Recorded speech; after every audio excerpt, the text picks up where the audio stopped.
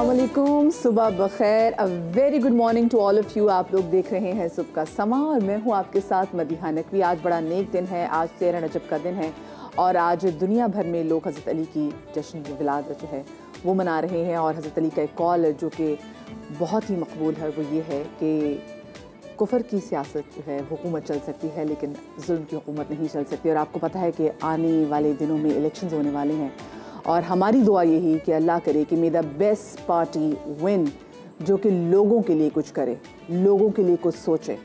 और ये जो महंगाई का जिन है जो मुसलसल बेकाबू होता चला जा रहा है, हम इससे निकालें। क्योंकि कहते हैं ना कि अच्छे दिनों तो अच्छे दिन अच्छी अच्छी दुआएं भी मांगनी चाहिए और अच्छी अच्छी बातों से दिन का आगाज़ करना चाहिए। तो मैंने कहा खबरों में तो इतनी अच्छी कुछ चीज़ मुझे मिल नहीं रही, लेकिन हाँ इस अच्छी दुआ के साथ दिन का आगाज़ ज़रूर किया जाए कि वो पार्टी जो है जीते जो कि आवाम के लिए कुछ अच्छा कर सके, जो अपने दिलों में आवाम का दर्द रखती हो।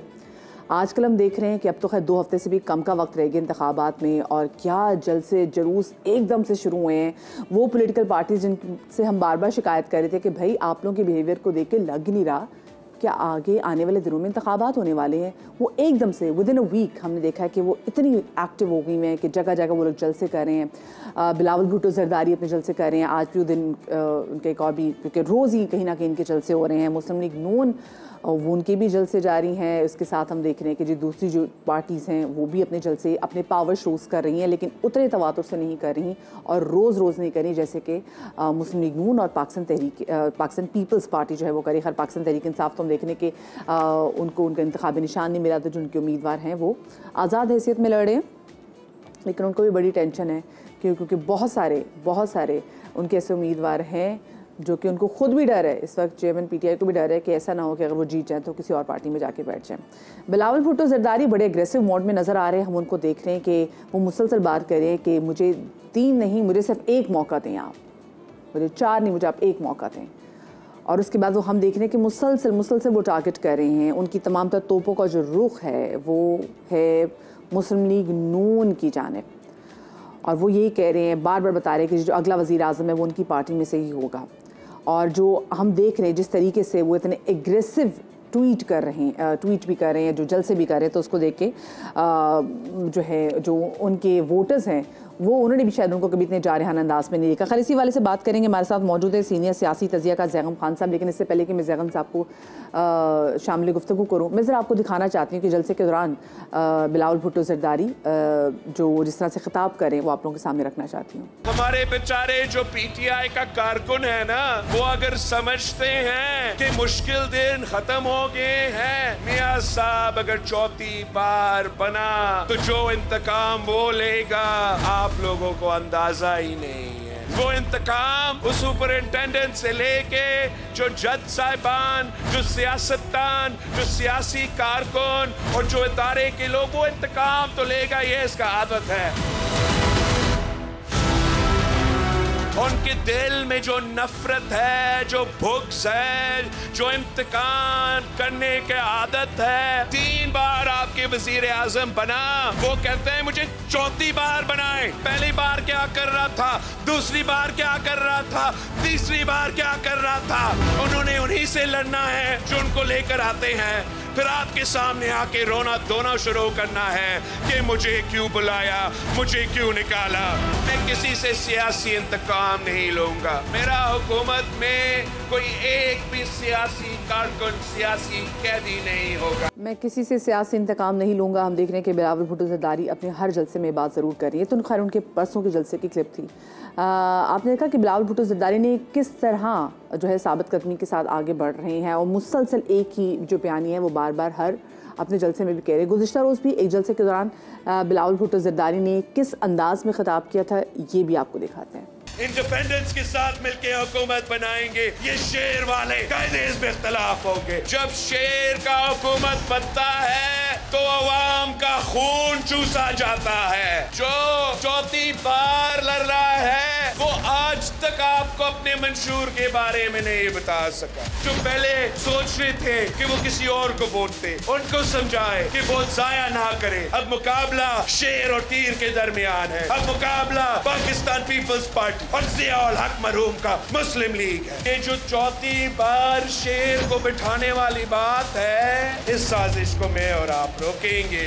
इस तीर से हम शेर का शिकार करके मेरे लिए हराम होगा कि मेरा हुकूमत में कोई सियासी कारकुन, सियासी कैदी रहे। मैं ये काम कर ही नहीं सकता हूँ कि मैं अपने मुखालिफ की बेटियों को, अपने मुखालिफ की बहनों को जेल में डालूं। इसी हवाले से बात कर लेते हैं। हमारे साथ मौजूद हैं सीनियर सियासी तज्ज़ियाकार ज़ैगम खान साहब, उनको शामिल गुफ्तगू करेंगे। अस्सलाम वालेकुम ज़ैगम साहब, a very good morning and warm welcome to my show. Bilawal Bhutto Zardari Bilawal Bhutto Zardari की आप जलसों में तकरीर सुन रहे होंगे। ये जो हिकमत अमली उनकी हम लोग वाज़ेह तौर पे देख रहे हैं, आप इसको कैसे देखते हैं? देखिए, सबसे पहले हम ये देखते हैं कि बिलावल भुट्टो का हदफ क्या है और उनके अब्बा जरदारी साहब का हदफ क्या है। जरदारी साहब ये चाहते हैं कि बिलावल उनके वारिस बने, आसिफ जरदारी के वारिस बने, और वारिस भी तब बने जब वो दुनिया से चले जाएं। बिलावल भुट्टो ये चाहते हैं कि वो अपनी वालिदा और अपने नाना के वारिस बने और अभी बने और पार्टी को दोबारा से जिंदा करें। जरदारी साहब सिंध में अपनी बादशाही से खुश हैं, लेकिन बिलावल भुट्टो पाकिस्तान के लीडर बनना चाहते हैं, जिस तरह उनकी वालिदा थी, जिस तरह उनके नाना थे। अब इसमें बहुत बड़ा मसला आ चुका है।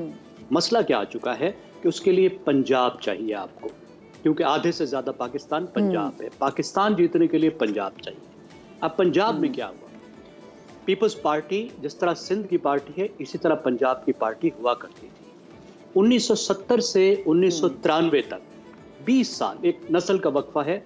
इसमें पीपल्स पार्टी के पंजाब में 40% का स्टेबल वोट बैंक हुआ करता था। उसके बाद 2008 तक ये सुकड़कर 23% हो गया, लेकिन माफ कीजिएगा 29% हो गया 2008 में। और अब ये हुआ कि 2018 में सिर्फ 7% रह गया। 7% कितना होता है? पंजाब में मजहबी जमातों का जो वोट बैंक था 2018 में वो 9% था, यानी मजहबी जमातों से भी 2% कम हो गया। इसी तरीके से अगर हम केपी को देखें, उसके बाद केपी को भी विन करना है। केपी में भी 17% तकरीबन वोट हुआ करता था। 17% केपी में बहुत अच्छा वोट होता है, इसलिए कि केपी में बहुत सी पार्टियां होती हैं, तकसीम हो जाती हैं सीटें, तो वो भी सिर्फ 8% रह गया।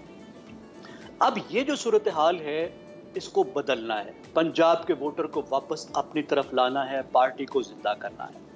उसके लिए हिकमत अमली क्या हो सकती है? हिकमत अमली हो सकती है कि जो एंटी नवाज वोट बैंक है, उसको अपनी तरफ लाया जाए। वो एक मुख्तलिफ सोच का वोट बैंक है, उसकी मुख्तलिफ एस्पिरेशंस, मुख्तलिफ ख्वाहिशात हैं, वो एक मुख्तलिफ क्लास है। ये वो वोट बैंक है जो पीपल्स पार्टी को छोड़ चुका है, पीटीआई की तरफ जा चुका है। इसको अब तभी वापस ला सकते हैं जब आप नवाज शरीफ के मुकाबले में खड़े हो जाएं, उनकी पॉलिसीज के मुकाबले में खड़े हो जाएं, उन पर आप हमला आवर हों, क्योंकि वैसे भी पंजाब जो है वो 2 पार्टी प्रोविंस है। तो आपको उस तरह का मुकाबला जैसे पहले हुआ करता था पीएमएलएन के साथ, वो दोबारा कायम करना पड़ेगा।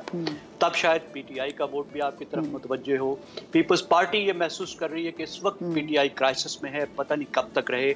बहुत सी जगहों पे शायद उनके पास कोई अच्छे कैंडिडेट भी ना हो, तो वो समझते हैं कि अच्छा मौका है वापस अपने। और बहुत सारी जगहों पे जो उनकी कैंडिडेट हैं, लोग उनसे शनासा भी नहीं है। लेकिन आपने जैसे बड़ी अच्छी बात की ज़ैगम खान साहब कि जो है 2 पार्टी प्रोविंस है, अगर हम पंजाब के हवाले से बात करें तो, लेकिन आपको क्या लगता है कि जैसे अभी हम मुसलसल बिलावल भुट्टो की तकरीरों से हम तो यही अखज़ कर पा रहे हैं कि उनका सिर्फ और सिर्फ मुकाबला जो है वो मुस्लिम लीग नून से है, और ऐसा लग रहा है कि सिर्फ 2 ही बड़ी पोलिटिकल पार्टीज़ के दरमियान मुकाबला है, या तो ये पीपल्स पार्टी है या फिर ये मुस्लिम लीग नून है। तो आपको लगता है कि यही स्ट्रैटेजी जो वो पंजाब में अपना रहे हैं, जो कि 2 प्रोविंस पार्टी है, यही स्ट्रैटेजी वो बाकी मुल्क में भी लेके चलेंगे? देखिए, एक तो ये कि बड़ा गहरा पॉइंट है, मुकाबला पीटीआई से है, वोटर पीटीआई से लेना है। मुस्लिम लीग नवाज का वोट इनकी तरफ नहीं आने लगा, एंटी नवाज वोट इनकी तरफ आएगा, नवाज का वोट नहीं आएगा। तो एक लिहाज से नवाज से मुकाबला नहीं है, क्योंकि नवाज का वोटर ना आएगा ना ये नवाज का वोटर चाहते हैं। ये वो वोटर चाहते हैं जो एंटी नवाज है। एंटी नवाज वोट जो है वो तब आएगा जब ये नवाज शरीफ के मुकाबले में खड़े होंगे। ठीक है, तो मुकाबला एक लिहाज से एंटी नवाज वालों के साथ है जिन्होंने इनके वोट लिए हैं, जिनके पास एंटी नवाज प्लेटफॉर्म वोट है, वो इनको लेना होगा। अब दूसरे सूबों की जहां तक बात है, अब केपी में अगर आप चले जाएं तो केपी में हज़ारा में मुस्लिम लीग नवाज मजबूत है, वहाँ पे कुछ एंटी नवाज प्लेटफॉर्म ये बना सकते हैं, लेकिन वहाँ बहुत मुश्किल है। वहाँ डायरेक्ट पीटीआई और मुस्लिम लीग नवाज का मुकाबला है। बाकी जो केपी है वहाँ पे भी सूरत हाल ये है कि वोट बहुत तकसीम है, पीटीआई बहुत आगे है। वहाँ पे शायद एक मुख्तलिफ तरह की स्ट्रेटजी की ज़रूरत होगी, लेकिन केपी में मुझे बहुत कोई अच्छी एफर्ट नज़र नहीं आ रही, मुझे बहुत कामयाबी के इम्कानात नहीं है। लेकिन पंजाब के हवाले से भी मैं आपको बताऊं, वो जो मुस्लिम लीग नून ने वहाँ पे जाके जो स्पेसिफिकली मानसहरा में भी जाके जो खिताब किया मियां मोहम्मद नवाज शरीफ साहब ने, जिस तरीके से उनकी बेटी मरीम नवाज साहिबा ने भी खिताब किया, और वो बार बार मतलब एक तरह से नालाई नजर आ रहे थे, वो बार बार शिकायत कर रहे थे कि तुम लोगों ने क्या किया अपने साथ, तुम लोगों ने क्यों वोट किया। तो आपको नहीं लगता वो अच्छा जो बड़ा पावर शो था वो किसी ना तरीके से इनके काम आ सकता है? जी देखिए, आ सकता है। अगर ये पंजाब में पहले अपनी रूट्स बना लेते हैं, सीट्स जो हैं वो पंजाब में हैं इनके लिए, तो फिर बाकी भी कहीं केपी में भी थोड़ी बहुत कोशिश कर सकते हैं, और केपी में भी उन्हें कोशिश करनी होगी। अब अहम तरीन बात क्या है, अगर पीपल्स पार्टी ने वापस आना है तो ये पीपल्स पार्टी का इलेक्शन नहीं है, 2024 पीपल्स पार्टी का इलेक्शन नहीं है। इसमें हमने ये देखना है कि क्या ये एक कदम मजीद आगे निकल जाते हैं, क्या ये 7% से 10% की तरफ चले जाते हैं, क्या ये 6 से 10 सीटें ले लेते हैं, ये भी बहुत बड़ी कामयाबी होगी। असल जो इम्तहान आएगा पीपल्स पार्टी का वो आएगा इस इलेक्शन के बाद, और वो इम्तहान क्या होगा कि क्या पीपल्स पार्टी कोalition का हिस्सा बन जाती है मुस्लिम लीग नवाज की हुकूमत में, फिर तो खेल ख़त्म। एंटी नवाज जो प्लेटफॉर्म है वो बिल्कुल गया, अभी तक की एफर्ट गई। लेकिन अगर बिलावल भुट्टो ने वापस आना है, अपने आप को कौमी लीडर बनाना है, तो फिर अपने आप को अपोजिशन लीडर बनाना होगा, फिर उसको वफाकी हुकूमत में शामिल नहीं होना होगा। इसी अपने नैरेटिव को आगे लेके चलना होगा एज एन अपोजिशन लीडर, ताकि लोग वाकई उनको समझें कि हाँ ये मुतबादिल है मुस्लिम लीग नवाज का, ये उनसे अलग है। लेकिन उससे एक बड़ा खतरनाक चैलेंज है बिलावल के लिए, जिससे मैं बड़े दिनों से उनकी तवज्जो दिलाता रहा हूँ अपने कालमों में, उनको पता नहीं समझ आई या नहीं आई। वो ये है कि जितना बड़ा उनके लिए चैलेंज ये हमने देखा है कि बड़े बड़े लीडरान भी ना, उनके लिए बड़ी तकलीफ ये चीज होती है कि वो ऑपोजिशन में जाके बैठ जाएं, वो धरने में बैठ जाएंगे, वो ऑपोजिशन में जाके नहीं बैठते। ये सबसे बड़ा पाकिस्तानी पॉलिटिक्स का नुकसान भी है, और ये बताता है कि हमारे बड़े बड़े वो 70 साल के भी, जिनको बाबर बिलावल भुट्टो जरदारी भी जिनको 70 साल के पॉलिटिशियन कहते हैं, ये उनकी ईगो की भी इतना बड़ा इशू है कि वो इमेच्योरिटी दिखाते हैं पॉलिटिकल, वो धरने में जाके बैठ जाते हैं, लेकिन वो बीइंग एज ऑपोजिशन वो हाउस में नहीं बैठते। जी, उसकी वजह यह है कि पाकिस्तान की जो सियासत है वो बड़ी हद तक पेट्रोनेज की सियासत है, खास तौर पे मुस्लिम लीग नवाज और अब जो पीपल्स पार्टी आज की पेट्रोनेज की सियासत है। यानी आप रियासत से वसाइल लें हुकूमत का हिस्सा बन के, और जो लोग आपको सपोर्ट करते हैं, जो आपके साथ है, जिन्होंने आप पर इन्वेस्ट किया है, पैसे लगाए, उनको वापस कुछ दें।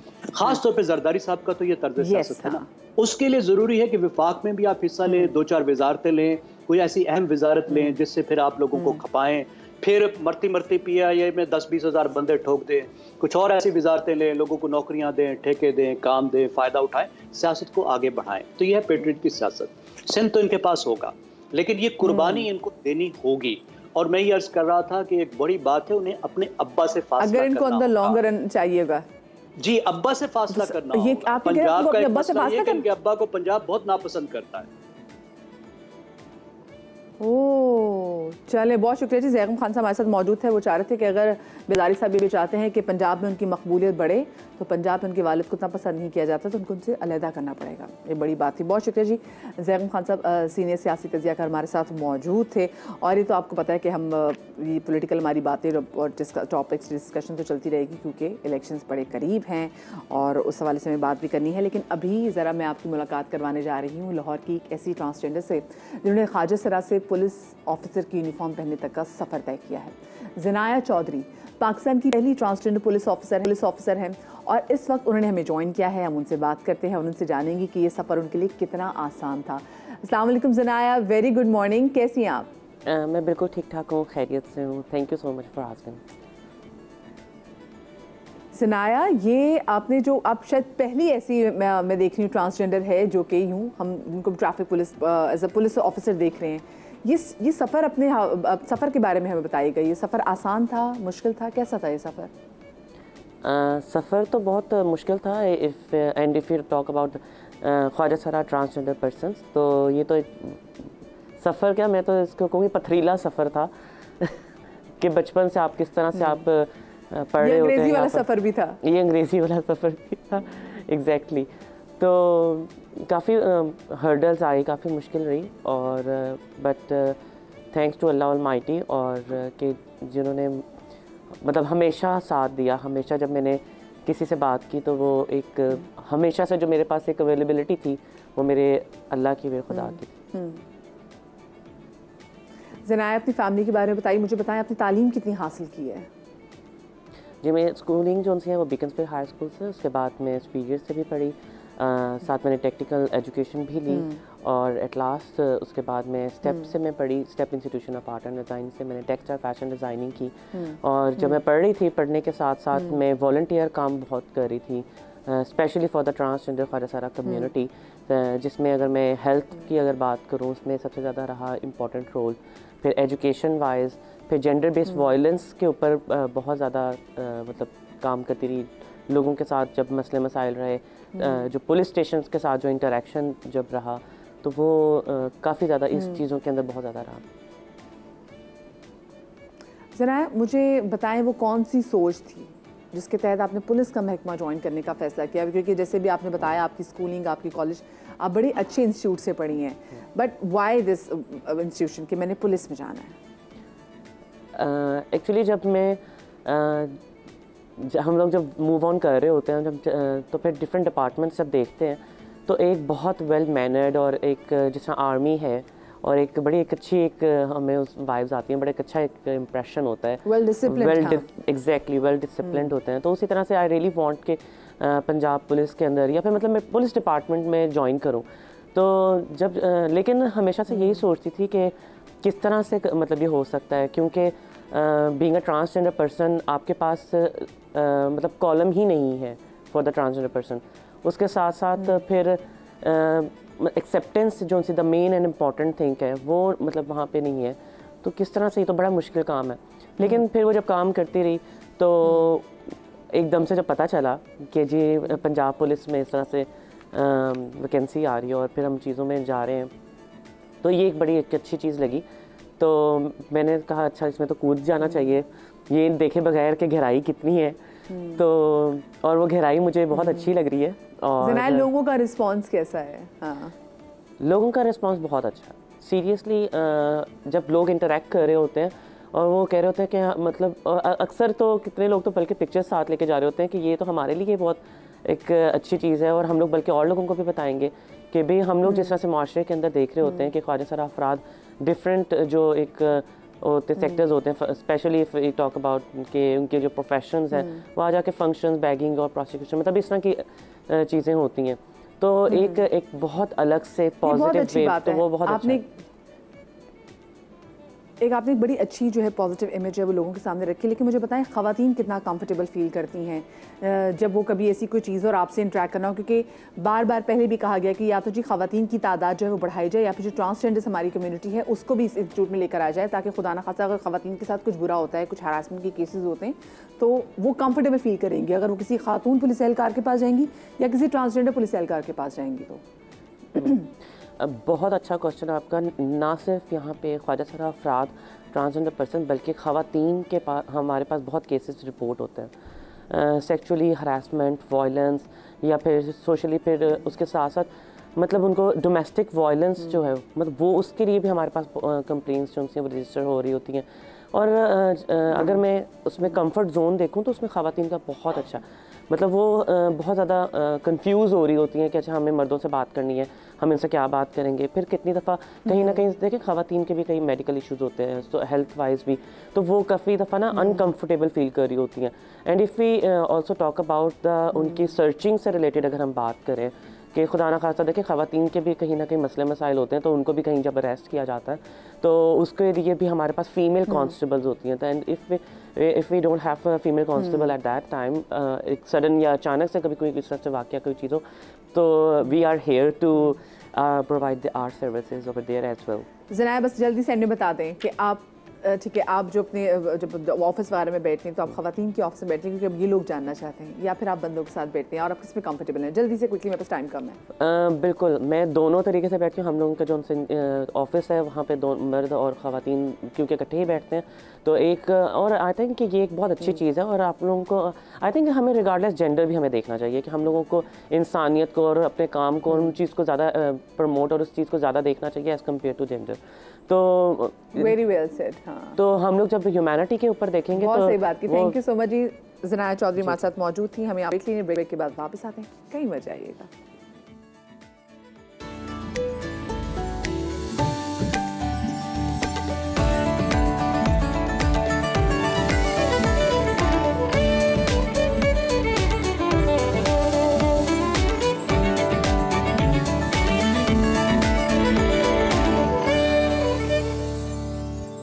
Welcome back after the break. मेरा ख़वातीन से एक सवाल है कि आपके शौहर या वालिद आप पर गुस्सा करते हैं, भाई गुस्सा करते हैं?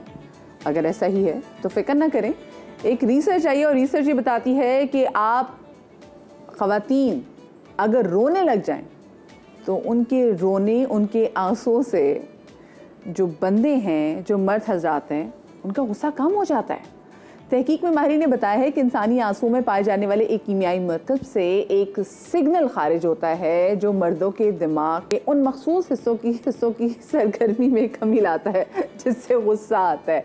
तो पहले तो मैं ज़रा ट्रेनिंग भी लेना चाहूँगी ऐसी ख़वातीन से, क्योंकि लोग कहते हैं जी बड़ा कामयाब हरबा है कि आप फ़ौरन रोने लग गए और अगलों का दिल पिघल जाता है। सिर्फ ये मर्दों पे नहीं होता है, ये बल्कि ख़वातीन पे भी होता है, हमें भी होता है। कोई हमारे सामने रो रहा हो तो हमारा फ़ौरन दिल पसीज जाता है, दिल पिघल जाता है। तो ये तहकीक थी जो कि स्पेसिफिकली ख़वातीन पे की गई कि जी ख़वातीन की आंसू जो है ना वो बेसिकली ऐसा ऐसी इसमें से रेज होती है, केमिकल होता है जो बंदों का गुस्सा होता है, जो बंदों को गुस्सा पैदा करने वाला हार्मोन होता है, उस पर इफेक्ट करते हैं, वो गुस्सा ज़रा कम हो जाता है।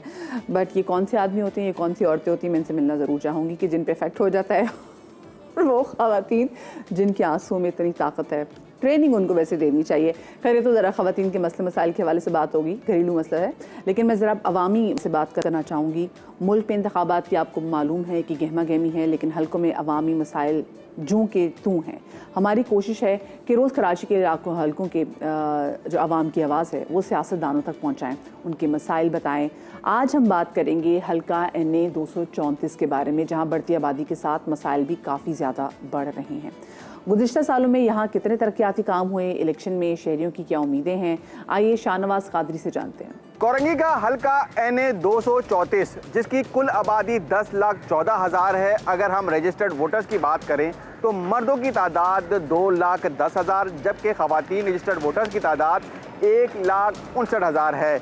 यहाँ के कौन से बड़े मसाइल हैं, यहाँ की आवाम किसको सपोर्ट कर रही है, इस रिपोर्ट में आपको दिखाते हैं। 50% मसले तो पीपल्स पार्टी ने वैसे भी हल कर दिया हमारे, बाकी 50% इलेक्शन के बाद करेंगे जब ओहदा मिल जाएगा उनको। हमारे इलाके से वोट तो पीपल्स पार्टी को ही जाएगा। दफा तो मैं सोच रहा हूँ जमात इस्लामी को दे दूँ वोट। सबसे बड़े मसले रोड नहीं बने हुए, कच्चे रोड है, आपको सामने है, आप देख रहे हैं। अब आ जाते वोट दे दो हमें। अबे भाई वोट तो उस टाइम पे देना बंदा जब आप काम करो, अवाम पे पास आओ। अवाम पे पास कोई नहीं आता, बस वोट लेने के टाइम पे आएंगे, भाई वोट डाल दो हमारे ऊपर। लोग जिससे भी बात की वो लोग कहते हैं कि यार यहाँ पे मेन मसला पानी सड़कों का है, वो हल नहीं हुआ ना।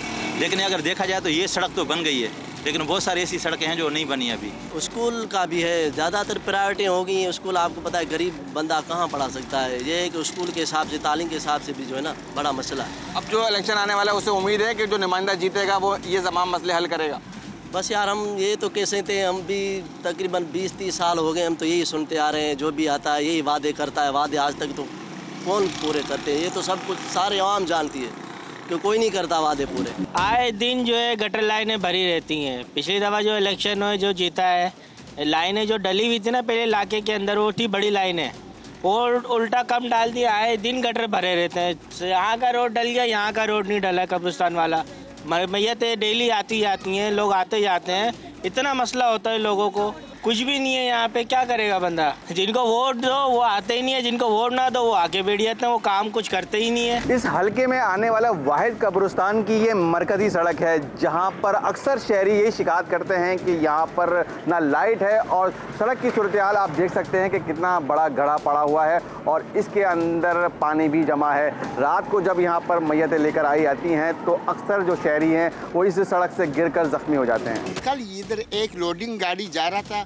इस गड्ढे में गिर के उसका पीछे वाला कमानी तीनों टूट गया। कब्रिस्तान रोड है, इसमें कम से 25-28 मैयत रोज आता है सर, एक दिन ही रोज आता है। रात तक दोपहर को 2 बजे से लेके मगरिब तक 27-28 मैयत आता है। इस गड्ढों में डब इलेक्शन के 4-5 दिन आ जाएगा फिर सब हम तुम्हारा है, मगर इलेक्शन गुजर जाएगा तुम कौन मैं कौन।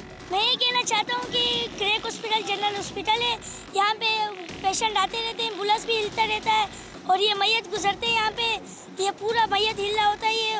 और ये मस्जिद है, यहाँ पे लोग नमाज पढ़ने आते हैं, सारे कपड़े गंदे हो जाते हैं। मैं ये कहना चाहता हूँ कि रोड थोड़ा बन जाए और आगे जो है ना बहुत एक्सीडेंट हुए, लाइटें नहीं है चलती, अंधेरा पूरा हो रहा है।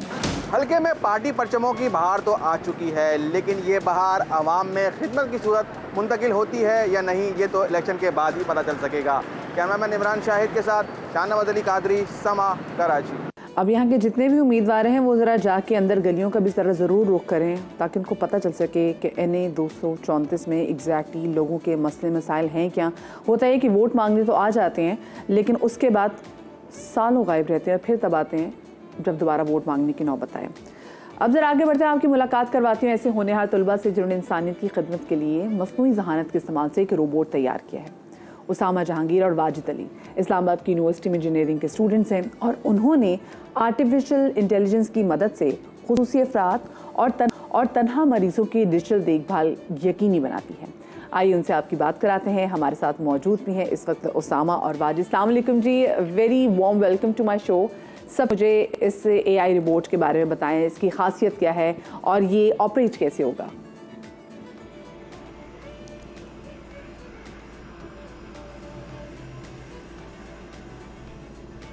अस्सलाम वालेकुम। तो एक्चुअली जो हमने ये रोबोट बनाया था तो ये बेसिकली इस तरह काम करता है कि हमारे पास हम रोबोट के करीब हम खाना रखते हैं और फिर हमने मोबाइल से हम उसे और लैपटॉप से या हमारे पास जो LCD वगैरह हम उसे यूज़ करके हम उसे रोबोट को यूज़ कर सकते हैं कि वो हमें खाना उठा के ऐसे लोगों के लिए उन्हें खाना फीड कर सके जो ख़ुद खाना नहीं खा सकते, या तो बूढ़े लोग हैं या ऐसे पेशेंट्स हैं जिनके करीब हम खुद नहीं जा सकते खाना खिलाने के लिए। सही, तो मुझे अभी दोनों बताएं, ये जो रोबोट है आपको कैसे ख्याल है कि ठीक ने रोबोट ऐसा बनाना है जो कि स्पेसिफिकली मरीज़ों की देखभाल, स्पेसिफिकली उनको खाना खिलाने में, अगर वो अकेले हैं उनको उसके साथ खिलाने के लिए नहीं है तो तब हमें ऐसी कोई चीज़ बनानी, ये जहन में कैसे आया था?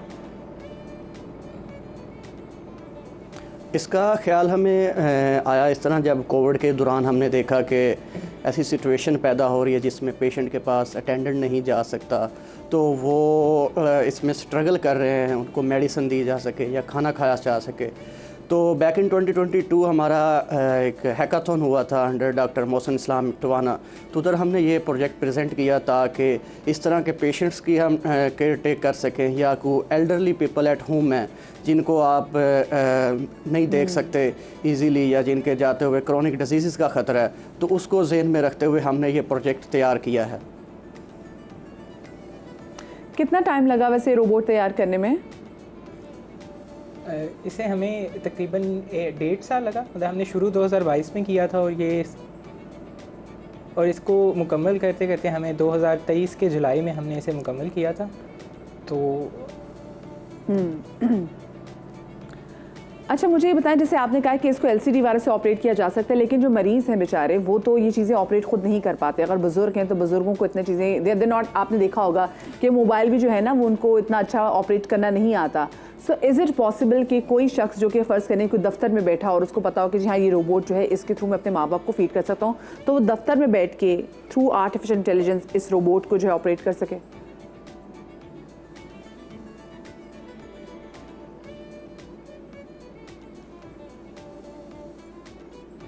हाँ, इसका ये है कि ज़रूरी नहीं है कि आप उसके पास हो या स्क्रीन पास हो तो वो ऑपरेट करे। ये इसमें कैमरा लगा हुआ, बेसिकली वो डिटेक्ट करता है कि पर्सन कहाँ मौजूद है, खाना कहाँ मौजूद है।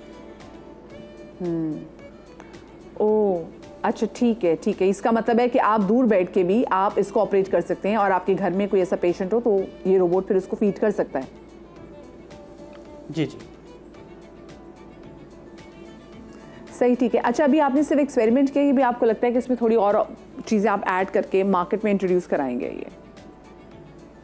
हाँ जी, इस अभी हमें क्या कहते हैं, इस पे और काम करने की ज़रूरत है, क्योंकि जब मेडिकल एप्लीकेशन होती है किसी भी चीज़ की तो उसमें या ह्यूमंस के साथ जब इंसानों के साथ इंटरेक्ट करना होता है किसी चीज़ें तो उसकी सेफ्टी सबसे बहुत ज़्यादा इंपॉर्टेंट होती है।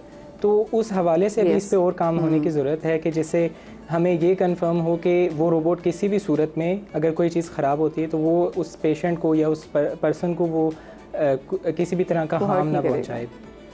और जो हमने अभी खुद से एक्सपेरिमेंट भी कर सकते हैं, अपने साथ भी कर चुके हैं अभी तक? जी जी, हम खुद भी इस पे सारे खाना खा चुके हैं और हम डिफरेंट अपने दोस्तों के साथ भी टेस्ट कर चुके हैं। ओके, मुझे बताएं लागत कितनी आई इस एक रोबोट में? सॉरी, इस लागत कितनी आई, आपका एक्सपेंस कितना आया इस पे? जी जी, इसे प्रोजेक्ट को कंप्लीट करते हुए हमें 150 to 2 lakhs तक हमारा इस पे एक्सपेंस आया था, लेकिन इसमें ये टोटल एक्सपेंस हमारा पर्सनल नहीं था।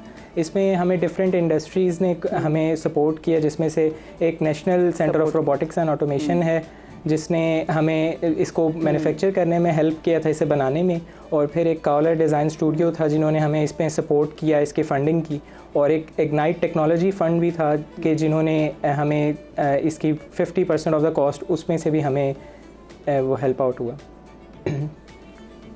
ज़बरदस्त, बहुत शुक्रिया जी। उसामा जहांगीर और वाजिद अली मासा इस्लामाबाद से मौजूद थे।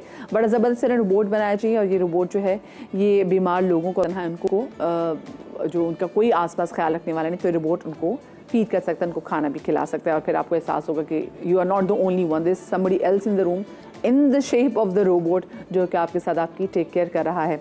अब ज़रा आगे बढ़ते हैं, और क्योंकि उन्होंने भी बात की थी कि जब कोविड का एक टाइम आया था तो कोविड के टाइम में ऐसी चीज़ें हो गई थी कि हम मरीज़ों के पास नहीं जा सकते थे ना, ऐसी वो डेडली एक वायरस आया था।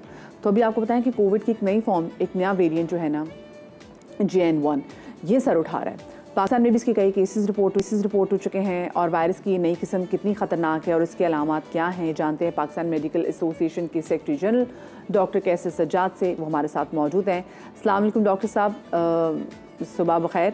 डॉक्टर साहब ये बताइएगा कि अचानक हम देख रहे हैं कि कोरोना की नई किस्म सामने आई है, ये कितनी ख़तरनाक है? बिस्मिल्लाहिर्रहमानिर्रहीम, बहुत शुक्रिया आपका। और मैं अभी साबका सेक्रेटरी जनरल हो गया हूँ, तो लोगों की मालूमात के लिए ज़रूरी था। दूसरी बात यह है कि ये बहुत इम्पोर्टेंट बात आप कर रही हैं, क्योंकि मैं जब कोविड के ज़माने से मैं यही कह रहा हूँ कि कोविड जो है ना अब जाएगा नहीं, ये इतनी आसानी से ऐसे नहीं है कि कोविड ख़त्म हो जाएगा। कंप्लीट इरेडिकेशन इसकी नहीं होगी, कुछ ना कुछ चलता रहेगा डिफरेंट वेरिएंट्स के साथ। तो इस वक्त ये जो वेरिएंट आपने बताया है ये ओमिक्रॉन का वेरिएंट है। आपको अगर याद होगा जो आखिरी वेरिएंट था वो ओमिक्रॉन था, तो ओमिक्रॉन का ये वेरिएंट है। ये कोविड रहेगा लेकिन इसकी जो स्ट्रेंथ है, जो इसकी पावर है, वो आहिस्ता आहिस्ता कमजोर होती जाएगी। जैसे सेम एज इन्फ्लुएंजा जब आया था तो बड़ा स्ट्रॉन्ग था, लाखों लोग उसमें मर गए थे, लेकिन ग्रेजुअली होते होते इन्फ्लुएंजा अभी भी मौजूद है। अभी भी हमें फ्लू अक्सर कहते हैं लोग कि जी फ्लू हो गया, और उसके बाद फ्लू के बाद नमूनिया के बाद कुछ लोग इंतकाल भी कर जाते हैं, अभी भी ये होता है।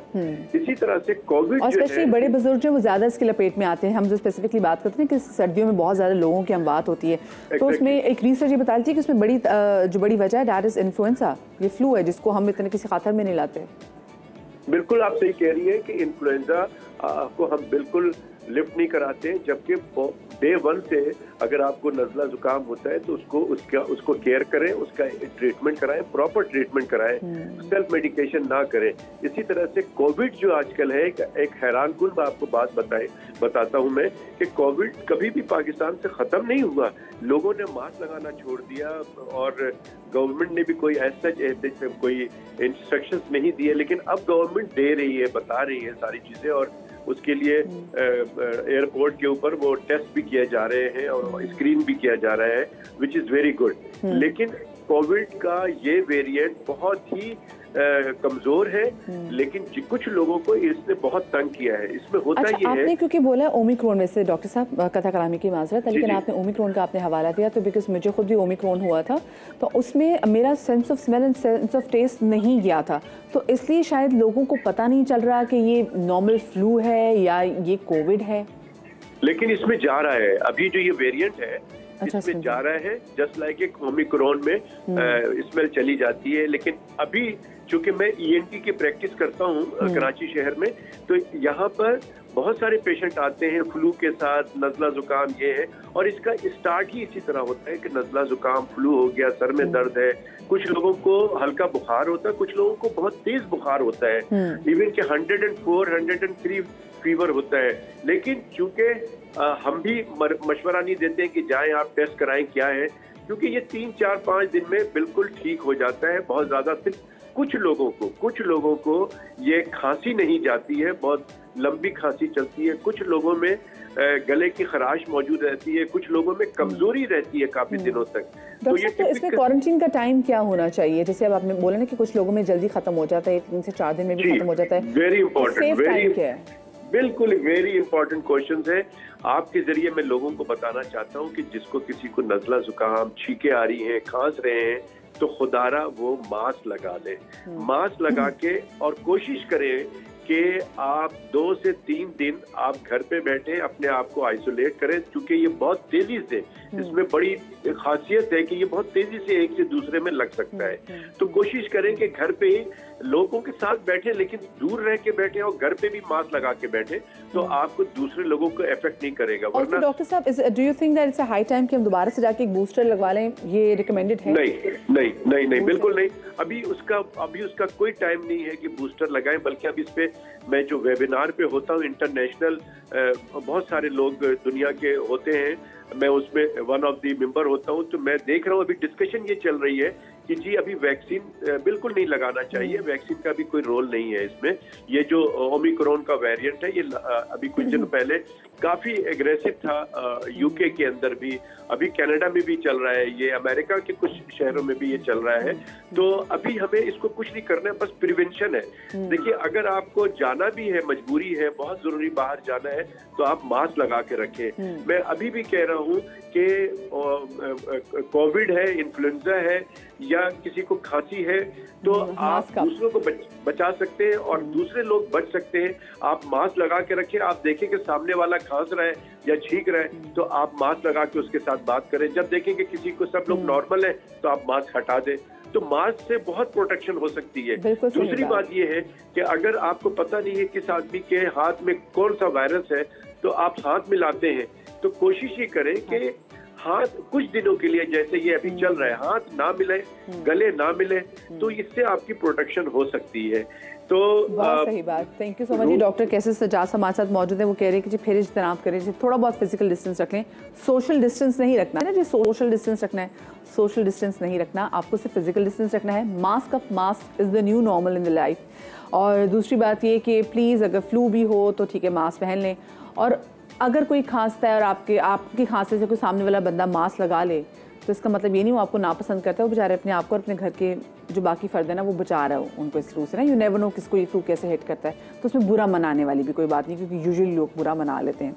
खैर जी, जल्दी जाते हैं, आगे बढ़ते हैं, और आगे हमारे पास है स्टॉक मार्केट। तो स्टॉक मार्केट के वाले से बात कर लेते हैं, जहाँ गुज़िश्ता रोज़ तेज़ी देखी गई, कारोबार का मस्बत इख्तिताम हुआ। 100 इंडेक्स 368 पॉइंट्स बढ़कर 64,822 पॉइंट्स पर बंद हुआ। इस वक्त ताज़ा तरीन क्या सूरत हाल है, जान लेते हैं हमारे नुमाइंदे सैयद रिजवान आलम से। रिजवान, अस्सलाम वालेकुम, ये बताएं क्या सिचुएशन है जी? 2 दिन से तो मार्केट में काफ़ी अच्छा जो है वो ट्रेंड देखा गया है, आज क्या सूरत हाल है?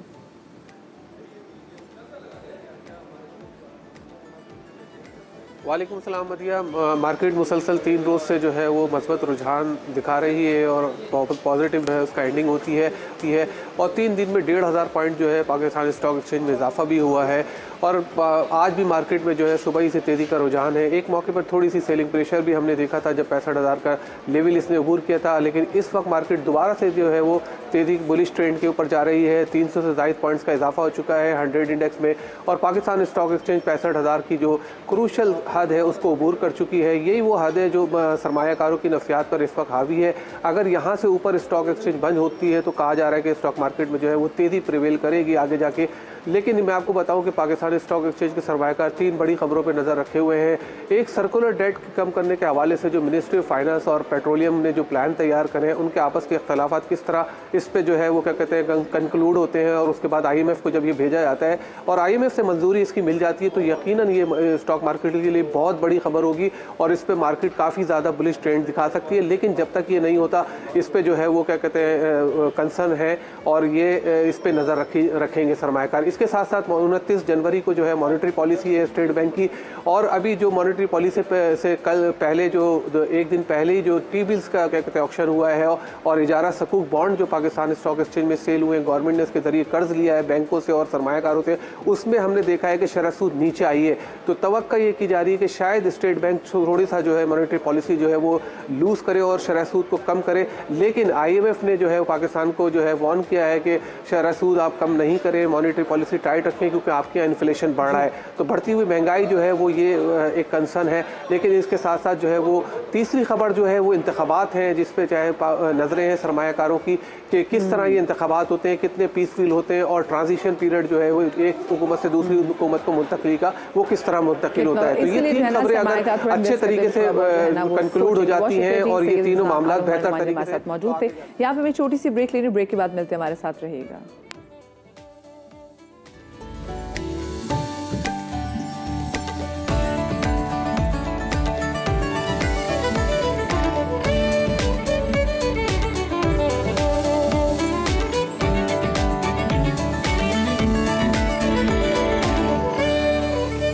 Welcome back after the break. आप देख रहे हैं सुबह का समा और मैं हूं आपके साथ मदीहा नकवी। ज़रा मौसम के हवाले से बात हो जाए कि इस वक्त मुल्क भर में मौसम की क्या सूरत हाल है, क्योंकि हम देख रहे हैं कि इस बार सर्दियां थोड़ी सी लेट आई हैं और इतनी लेट आई हैं कि लोगों को लिटरली लग पता गया। लेकिन कराची वाले कह रहे हैं कि भाई हमारे साथ तो बड़ी ज़्यादती हो गई, हमने तो जो सर्दियों के कपड़े लिए थे, जो लॉन्ग बूट्स लिए थे, जो कोट लिए थे, जो मफरल लिए थे, जो हाईनेक्स लिए थे, उनका तो पहनने का कोई फ़ायदा ही नहीं हुआ क्योंकि कराची में सर्दियां नहीं आई। और कराची वाले यूजुअली इंतज़ार कर रहे थे कोयटा का ना, कि कोयटा में जब बर्फ़ पड़ेगी, कोयटा में जब यकबस्ता हवाएं आएंगी तो फिर वो हवाएं जो है वो ट्रैवल करके कराची में आएंगी और फिर कराची में ठंड हो जाएगी क्योंकि बारिश तो कराची में आज तक होती नहीं है।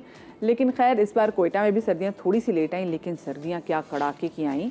और कोयटा की सर्दी तो हम लोग एक्सपेक्ट भी नहीं कर सकते, इतनी वहाँ पे धूप भी होती ना तब भी आपको ठीक ठाक ठंड लग रही होती है। तो हमने सोचा कि क्यों न इस वक्त मौसम की ज़रा सूरत हाल जान लेते हैं कि मुख्तलिफ़ शहरों में मौसम की क्या सूरत हाल है।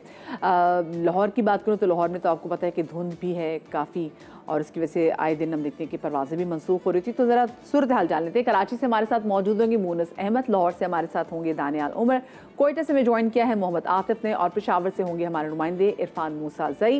मैं पहले कोयटा से जान लेती हूँ कि हमारे रिपोर्टर से कि कोयटा में क्या इस वक्त सूरत हाल है सर्दी की। इरफान ये बताइएगा कोयटा क्या सूरत हाल है। मोहम्मद आतिफ हमारे माफ़ कीजिएगा कोयटा से हैं। आतिफ क्या सिचुएशन है जी कोयटा में सर्दी की इस वक्त? जी बिल्कुल, कोयटा में इन दिनों सर्दी बिल्कुल अपने जोबन पर है, लेकिन ये खुश सर्दी है। महकमे मौसमियात के मुताबिक आज भी सर्दी की शिद्दत जो है वो काफ़ी बरकरार है। कोयटा और कल्लात में सबसे ज़्यादा सर्दी पड़ी है, जहाँ दर्जा हरारत नुक्ता इंजमात से गिरा हुआ है।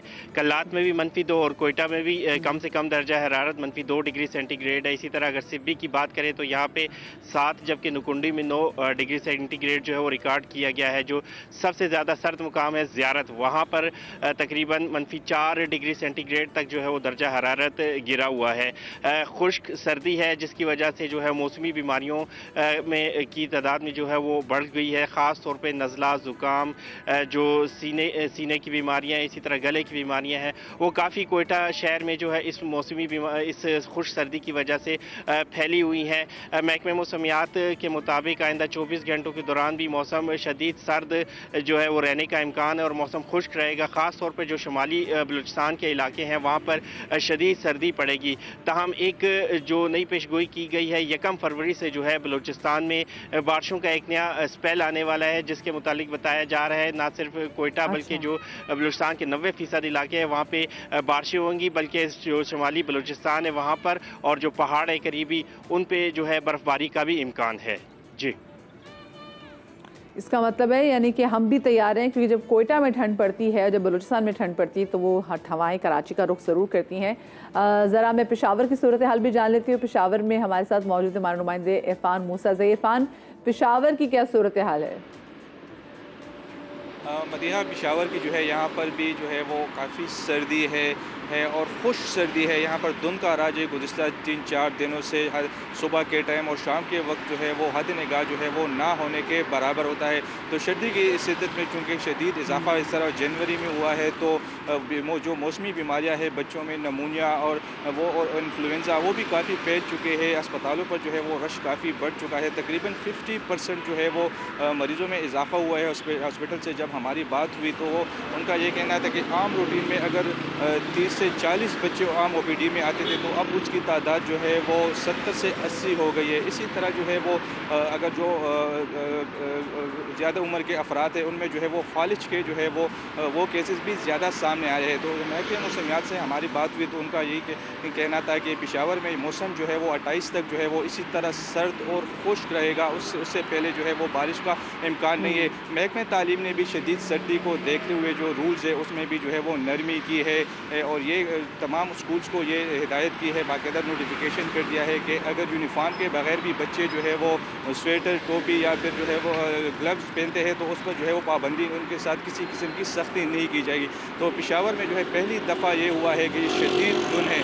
2 हफ्ते पहले भी इसी तरह जो है वो तकरीबन 4 से 5 दिन तो शदीद धुंध का राज था पेशावर पर और अब भी तकरीबन गुज़िश्ता 3-4 दिनों से जो है वो शदीद धुंध है। इस वक्त भी जो है चूँकि मैं सिटी में यूनिवर्सिटी रोड पर मौजूद हूँ, यहाँ पर तो ज़्यादा धुंध नहीं है, लेकिन पेशावर के जो नवाही इलाके हैं वहाँ पर 1-2 बजे तक जो है वो शदीद धुंध होता है और हद निगाह जो है वो ना होने के बराबर होता है। जी सही, ठीक है। दानियाल, आप मुझे बताएं लाहौर में क्या सिचुएशन है? और लाहौरी तो बता रहे थे कि पिछले कई दिन सूरज भी नाराज़ रहा है, खैर अब तो सूरज ने निकलना शुरू कर दिया है, लेकिन इस वक्त ताज़ा तरीन सूरत हाल क्या है?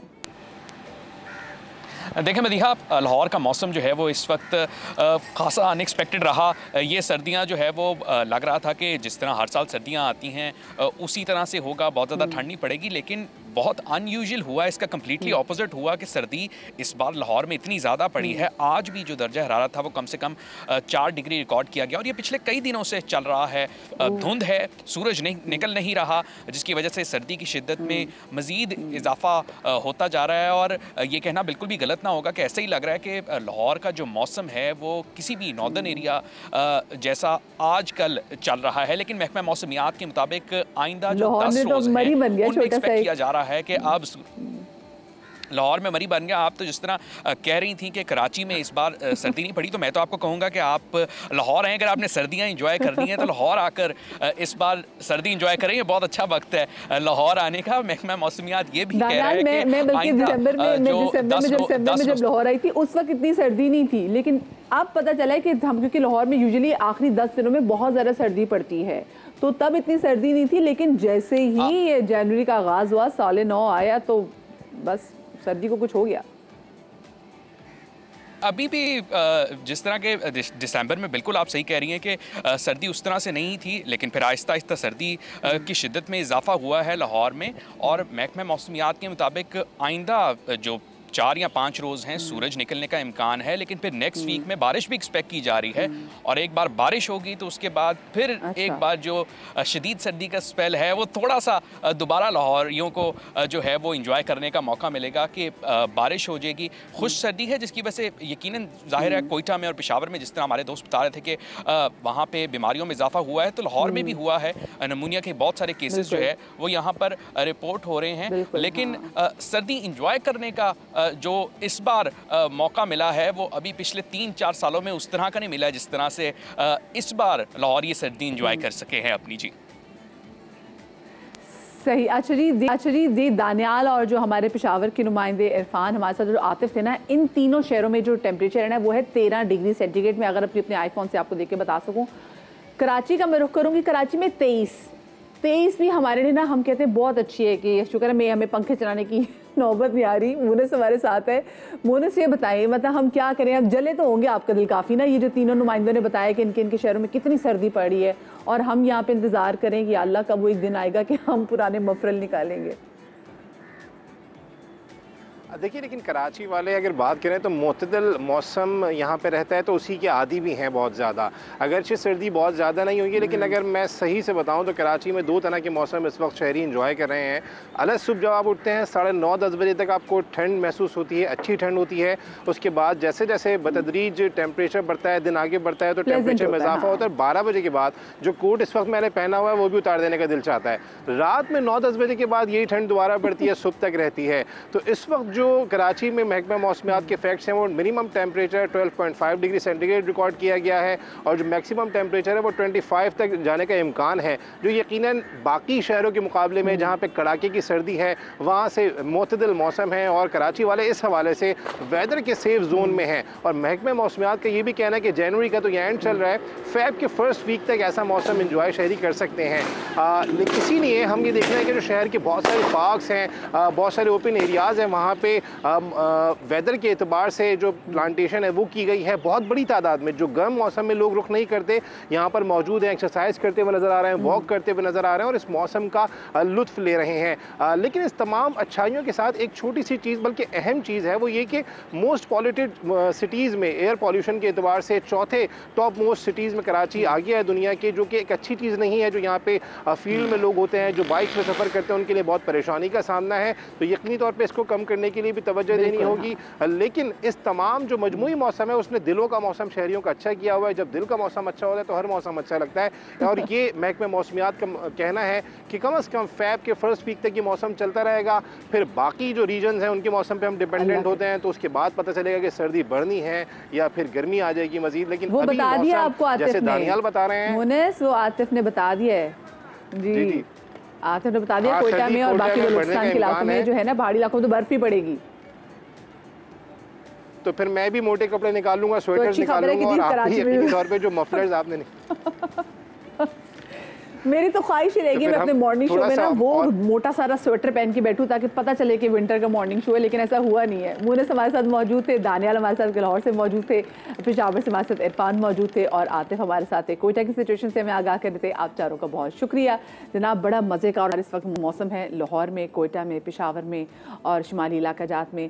कराची में मौसम इज़ प्लेजेंट। अभी मैं आपसे बता दी ना कि बात कर रही हूँ तो 23 है, दोपहर तक 3 बजे तक 26 होगा फॉर एन आवर, उसके बाद फिर ये 25 पे रहेगा और फिर रात अगर कम से कम भी दर्जा हरारत होगा तो वो हो जाएगा 15, कम से कम 16।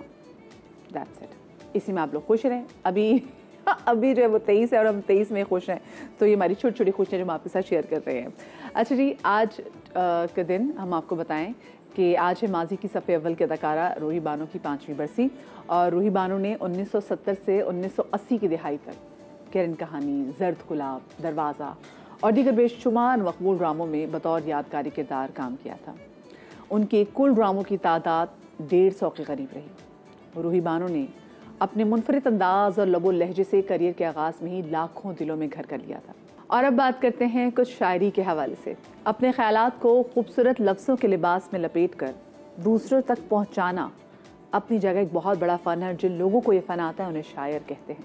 आज के शो में एक बहुत खूबसूरत शायरा मेरे साथ मौजूद है, उनका नाम है सरवत ज़हरा। पिछले कुछ अरसे से ये पाकिस्तान से बाहर रहीं। अब तक उनकी 3 किताबें जो हैं वो शाया हो चुकी हैं और उनकी ताज़ा किताब का नाम कितने युग बीत गए, जो इस वक्त मेरे साथ मेरे हाथ में भी मौजूद है। और खुशकिस्मती की बात यह है कि सरवत ज़हरा साहिबा भी मेरे साथ मेरे स्टूडियोज़ में मौजूद हैं। इनको शामिल गुफ्तगू करेंगे। अस्सलाम वालेकुम सरवत ज़हरा साहिबा। वालेकुम सलाम। वेलकम टू सुबह का समा। कैसे मिजाज हैं आपके? बिल्कुल ठीक ठाक। और कैसा लग रहा है वतन वापस आकर? बहुत अच्छा लग रहा है, फिर से अपनों के दरमियान हूँ। वतन की खुशबू की अपनी ही बात है।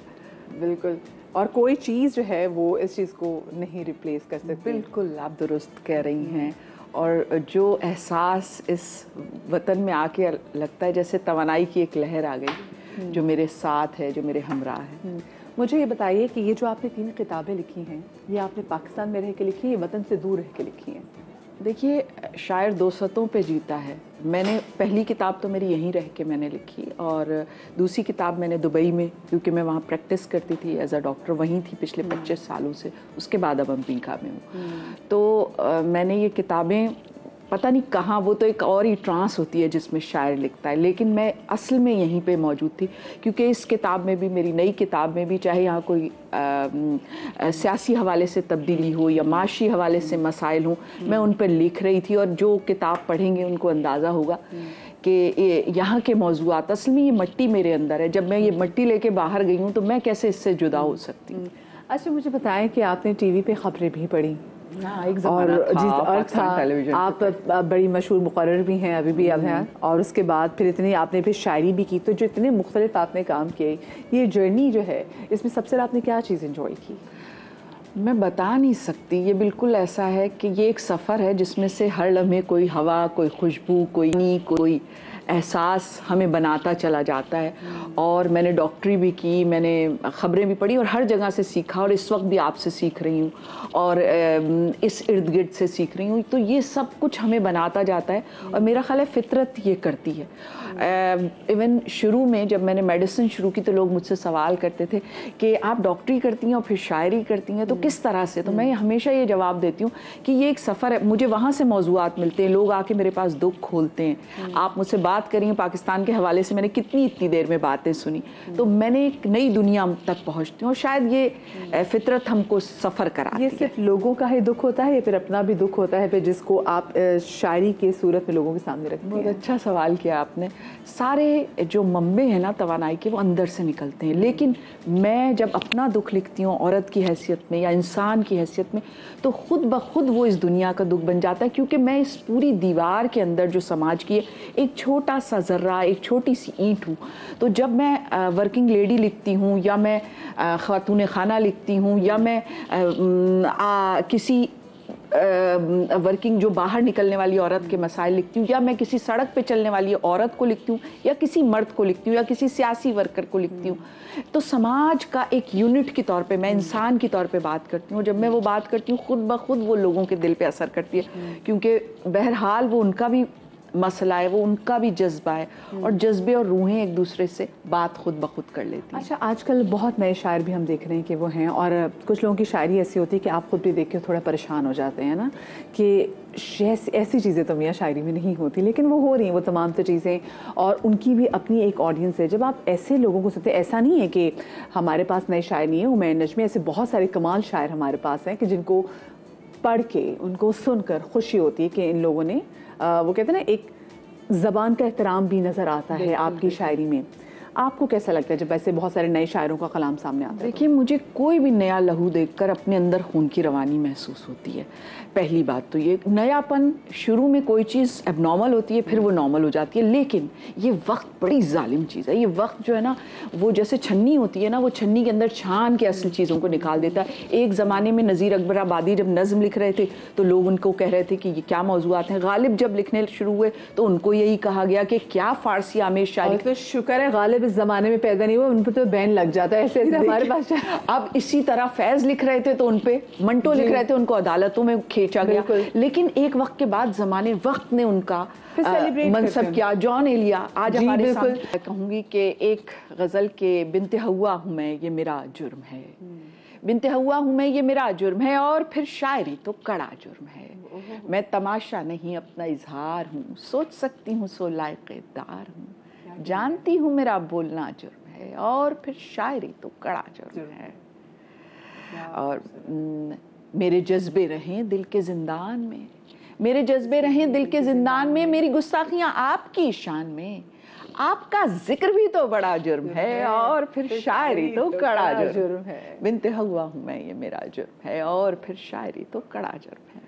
बेहतरीन, बहुत खूबसूरत, बहुत शुक्रिया आपकी आमद का। मुझे बहुत खुशी हुई कि आप मेरे शो में आए। मैं इससे पहले कि मैं इजाज़त लूँ, मैं एक पैगाम जो मैं अपनी तमाम औरतों को देना चाहती हूँ और जो बहुत मुझे लगता है कि शायद ये मैंने जो कुछ कमाया है ज़िंदगी में गंवाया है, उसका ये है कि अपना बोझा अपना सर, अपना बोझा अपना सर, अपनी रोटी अपना घर, प्यार करेंगे दुनिया से लेकिन अपनी मर्जी पर, रोज़ी आप कमाएंगे सारे नारी सारे नर, अपने हाथ से लिखेंगे अपने हर एक कागज़ पर, शौहर भाई प्यारे हैं, शौहर भाई प्यारे हैं, साया फिर भी अपना हुनर, साया फिर भी अपना हुनर। बहुत खूबसूरत बात। अपनी बच्चियों को ज़रूर कोई हुनर सिखाएं, अपनी बच्चियों को कोई हुनर सिखाएं ताकि वो किसी पे डिपेंड ना करे, उसको इस डिपेंडेंसी की क़ैद से निजात आपने दिलानी है, उसको हुनर सिखा के। मुझे छोटी सी ब्रेक लेनी है, कहीं मत जाएगा, ब्रेक के बाद मिलते हैं।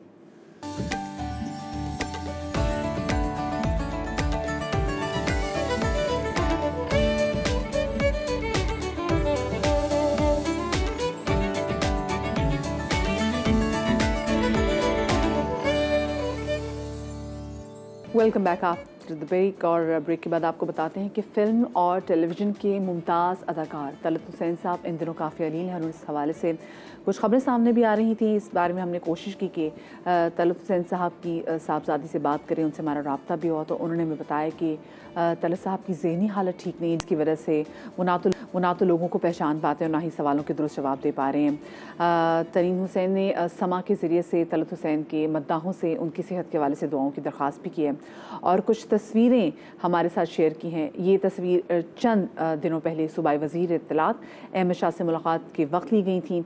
हमारी दुआ है कि अल्लाह पाक हम सब के बहुत ही प्यारे तलत हुसैन साहब को उनकी ज़िंदगी जो है वो भी दराज करे और इनको शिफाए कामला अता करे।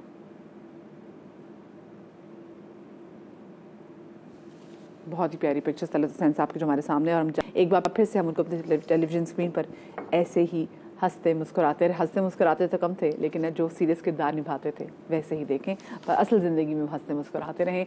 अब ज़रा आगे बढ़ते हैं, थोड़े पाकिस्तानी फिल्मों और ड्रामों के वाले से मुझे बात करनी है और आज मैं बिल्कुल इनके कंटेंट के वाले से बात नहीं करने वाली। आज मैं खालिसतन बात करूँगी हमारे हीरोज़ और हमारे हीरोइंस, हमारे villain. There was a time जब इनका जो लुक है ना प्रॉपर डिसाइड होता था, खैर अभी भी ऐसा होता है, लेकिन आजकल ऐसा है कि हमें लग रहा है कि हमारे जितने भी हीरोज़ हैं वो चाहे एक ड्रामे में हो रहे हों, दूसरे ड्रामे में भी आ रहे हो, तीसरे ड्रामे में भी आ रहे हो, मुख्तलिफ चैनल्स में गेटअप उनका एक ही होता है। वो इनकी दाढ़ी, वो इनका हेयर स्टाइल समझ नहीं आ रही होती कि भाई ये जो काशिफ इसमें था ये वहाँ का कामरान भी है या वो अजमल भी है, कुछ समझ में नहीं आ रही थी, बिकॉज ऐसा लग रहा था कि लुक्स पे काम ही नहीं किया जा रहा। And at the same time मुझे लग रहा था कि सारे they all have started looking the same. अब ये भी हो रहा सीन, कुछ हमारे एक्टर्स हैं जो कि अपने किरदार पे, अपनी लुक्स पे स्पेसिफिकली काम करते हैं। वो वज़न कम करेंगे, वज़न बढ़ाएंगे, दाढ़ी रखेंगे, दाढ़ी हटा देंगे, बाल गंजे हो जाएंगे, बाल बढ़ा लेंगे। और कुछ ऐसे हैं कि हम कहते हैं नहीं यार ये तो बस वही दाढ़ी इनका खास है, वो उन्होंने रखी हुई है। तो इस तमाम तरह चीज़ों पे बात करेंगे, लुक्स पे बात करेंगे। फिल्मी नक़ाद उमैर अलवी हमारे साथ मौजूद हैं। अस्सलाम वालेकुम उमैर, कैसे, ठीक ठाक हैं? अल्लाह का शुक्र। उमैर मुझे बताइए, जो पुराने ज़माने का टाइम होता था, अच्छा उसमें अगर मैं मोहम्मद अली साहब की बात भी करूँ, चलें वो ज़्यादा स्टाइल चेंज नहीं करते थे, वो उनका एक बालों का स्टाइल था, वो बाल यूँ आ रहे होते थे, बट उनकी एट अ टाइम एक फिल्म आ रही होती थी और हमें बताते थे इस बार ये इनका किरदार है। लहजे मुख्तलिफ हो जाते थे, कहीं पे अगर वो नौकर बन रहे तो नौकर वाला लहजा है, कहीं वो पढ़े लिखे वाला लहजा। फिल्में अभी भी देखें तो आप उनके जो हैं एक रील बनाएं तो सब अलग अलग ही हैं तकरीबन। मतलब मूछें हैं, मूछें नहीं हैं, बाल हैं, सफ़ेद हैं, लंबे हैं, कपड़े बदल गए, हुलिया बदल गया, डिमीनर बदल गया, सब कुछ है तो वो था।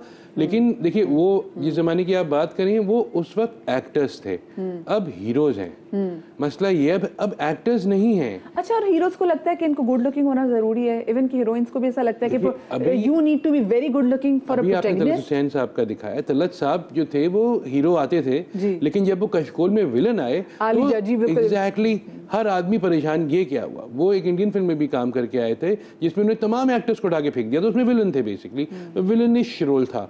तो तलत हुसैन साहब हो गए, उस जमाने में भी that shows how versatile you are. Exactly, उस जमाने में जितने भी एक्टर्स थे वो बस थे, कोई ऐसे तो इतने ज़्यादा डैशिंग तो नहीं थे ना कि लोग देख के, जैसे शकील साहब थे कि उनको देख के लगता था कि यार ये कहाँ से आ गए। यार राहत काज़मी थे बिल्कुल फुल हीरो कि आप उनको पे वो विलन आ ही नहीं सकते थे ना।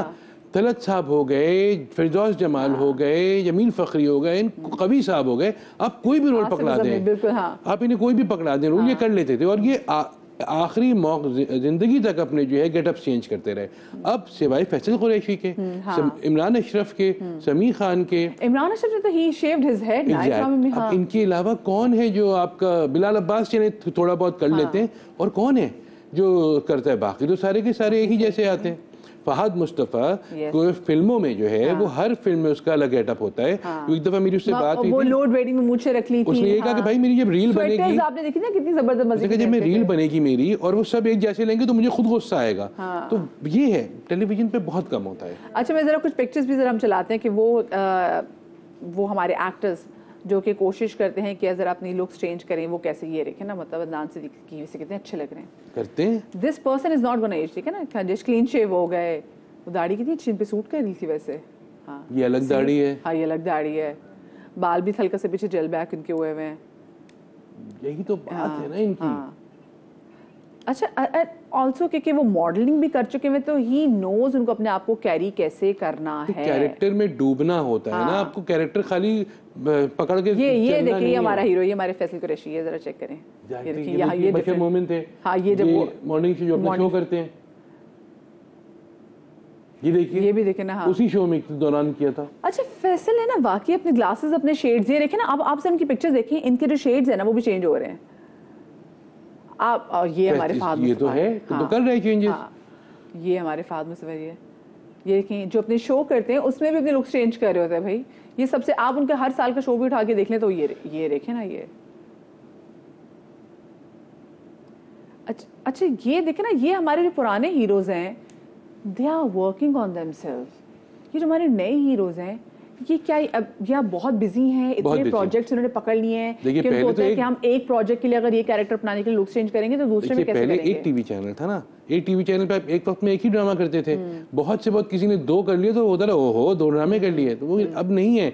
अब 25-30 चैनल्स हैं आपके। लेकिन देखा जाए, बात सुने, फैसल कुरैशी के इस वक्त 2 ड्रामे चल रहे हैं, खाई है उसमें उनका गेटअप और है, एक और ड्रामा चल रहा है उसमें भी बिल्कुल जुल्म। समी खान के 3 ड्रामे चल रहे हैं, पागल खाना में अलग गेटअप है, एक और दूसरा था ग्रे में अलग गेटअप है, फिर एक हम टीवी पे आ रहे हैं उसमें अलग गेटअप है। इमरान अशरफ के एक जमाने में 2 ड्रामे चल रहे थे, एक में और एक फिल्म चल रही थी, वो बिल्कुल अलग गेटअप था। वाह, इमरान भी बड़ा जबरदस्त, इमरान के कैरेक्टर्स भी बड़े डिफरेंट होते हैं ना। वही तो देखिए, भोला से निकलना वाज एन इम्पॉसिबल टास्क। वो निकला, मूसा किया, और पता नहीं और कौन कौन से ड्रामे सब अलग कर लिए। तो देखिए, ये आज भी एक्टर्स ऐसे हैं हमारे यहाँ जो ये करते हैं, लेकिन उनकी तादाद कम है। हाँ, तादाद। तो जरा वो भी जरा एक्टर्स दिखा देते हैं जिनकी लुक्स हमें लगती है कि सिमिलर ही हैं, थोड़ा सा हम डिफरेंशिएट नहीं कर पाते कि अच्छा ये कौन से ड्रामे का रोल है, इनके कौन से ड्रामे का रोल है। हाय, अच्छा ये, अच्छा हम देखें सबके लोग। अच्छा देखिए, मुझे लगता है जैसे सबके एक जैसे लुक्स है, जैसे फवाद है, फवाद को देख के बहुत सारे लड़कों ने दाढ़ी में रखने है बेसिकली ना। हाँ, फवाद को देख के सबने किया है। कितनी अच्छी बात की, फवाद एक टेम्पलेट है। अच्छा, मुनीब भट्ट ने जब वो क्लीन शेव हुए अभी सरे राह में, हर आदमी उनकी तारीफ कर रहा है। मुनीब भट्ट का एक और ड्रामा था जिसमें वो मूंछें खाली थी। मुझे बताएं, हर एक की खत बनी हुई प्रॉपर सबकी। मैं देख रही हूँ हमारे हीरोज में क्या वो देखें, मतलब I know all of them are looking nice, but खाली मैं फवाद के बारे में से कोई खबरदार, फवाद की पिक्चर यहाँ से हटाए, मुझे फवाद खान बहुत अच्छा लगता है। फवाद सबको अच्छा लगता है, फवाद नजर नहीं आते ना।